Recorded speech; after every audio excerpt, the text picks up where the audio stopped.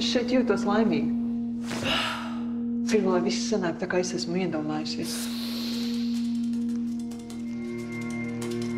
Mammai te būs darbiņš. Īsts kā tētim? Jā, vēl labāks. Vingro, meditē, dzīvo, ne par ko nedomā, pēc tam jūties kā no jauna piedzimta.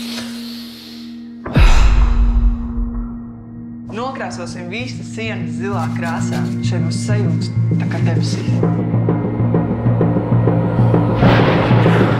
Baltā krāsā te viss izskatīsies plašāk.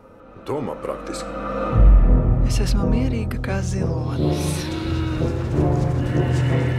Kurienes jūs maitas rodaties?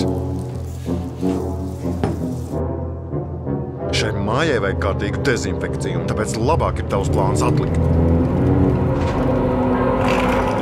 Es esmu sieviete, nevis kukainis. Ko jūs tur darījāt? Mēs ar tēti spēlējāmies.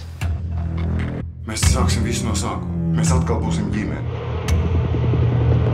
Kukaiņi mums neko nedarīs, ja mēs viņiem neko nedarīs. Beidz runāt šīs ezoteriskās muļķības. Viņi var ielīst cilvēkam un parazitēt orgānos.